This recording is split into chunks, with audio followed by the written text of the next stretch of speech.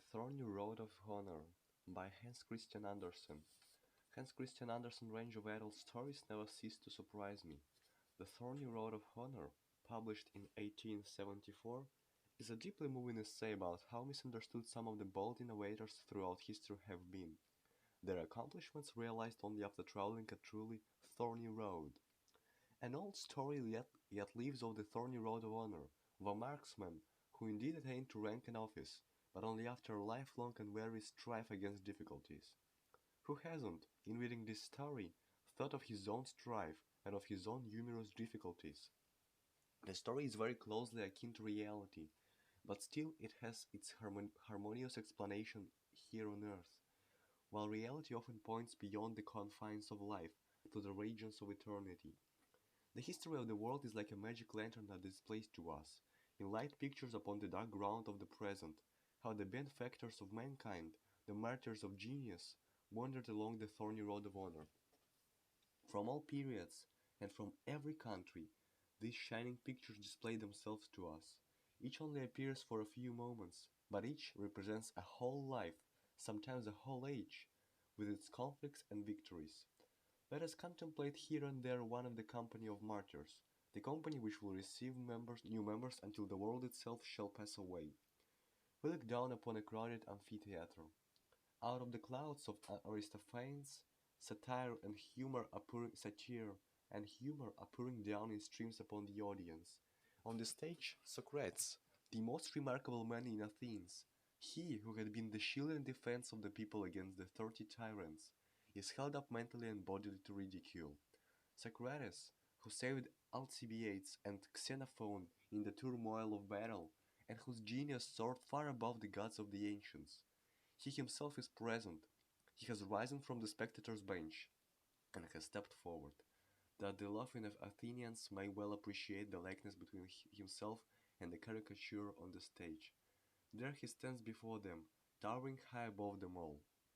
Thou juicy green, poisonous hemlock, throw thy shadow over Athens. Not thou, olive tree of fame. 7 cities contended for the honor of giving birth to Homer. That is to say, they contended after his death. Let us look at him as he was in his lifetime. He wanders on foot through the cities, and recites his verses for a livelihood. The thought for the morrow turns his hair grey. He, the great seer, is blind, and painfully pursues his way. The sharp thorn tears the mantle of the king of poets. His song yet lives, and through that alone live all the heroes and gods of antiquity. One picture after another springs up from the east, from the west, far removed from each other in time and place, and yet each one forming a portion of the thorny road of honor, on which the thistle indeed displays a flower, but only to adorn the grave. The camels pass alone under the palm trees. They are richly laden with indigo and other treasures of value, sent by the ruler of the land to him whose songs are the delight of the people, the fame of the country. He, whom envy and falsehood have driven into exile, has been found, and the caravan approaches the little town in which he has taken refuge. A poor corpse is carried out of the town gate, and the funeral procession caused the caravan to halt. The dead man is he who them have been sent to seek, Firduzi, who was wandered the thorny road of honor even to the end. The African, with blunt features, thick lips, and woolly hair, sits on the marble steps of the palace in the capital of Portugal, and begs. He is the submissive slave of Camões, and but for him, and for the copper coins thrown to him by the passers-by, his master, the poet of the Lusiad, would die of hunger. Now, a costly monument marks the grave of Camões. There is a new picture. Behind the iron grating a man appears, pale as death, with long unkempt beard. I have made a discovery, he says, the greatest that has been made for centuries, and they have kept me locked up here for more than 20 years. Who is the man? A madman, replies the keeper of the madhouse. What whimsical ideas these lunatics have! He imagines that one can propel things by means of steam. It is Solomon de Caires, the discoverer of the power of steam, whose theory, expressed in dark words, is not understood by Richelieu. and he dies in the madhouse. Here stands Columbus, whom the street boys used once to follow and jeer, because he wanted to discover a new world, and he has discovered it. Shouts of joy greet him from the breasts of all, and the clash of bells sounds to celebrate his triumphant return. But the clash of bells of envy soon drowns the others. The discoverer of a world, he who lifted the American gold land from the sea and gave it to his king, he is rewarded with iron chains. He wishes that these chains may be placed in his coffin, for they witness to the world of the way in which a man's contemporaries reward good service. One picture after another comes crowding on. The thorny path of honor and of fame is overfilled. Here, in dark night, sees the man who measured the mountains in the moon. He who forced his way out into the endless space, among stars and planets. He, the mighty man who understood the spirit of nature and felt the earth moving beneath his feet. Galileo. Blind and deaf he sits, an old man thrust through with the spear of suffering, and amid the torments of neglect, scarcely able to lift his foot, that foot with which, in the anguish of his soul, when men denied the truth, he stamped upon the ground with the exclamation, "Yet it moves!" Here stands a woman of childlike mind, yet full of faith and inspiration. She carries the banner in front of the combating army, and brings victory and salvation to her fatherland. The sound of shouting arises, and the pile flames up. They are burning the witch, Joan of Arc.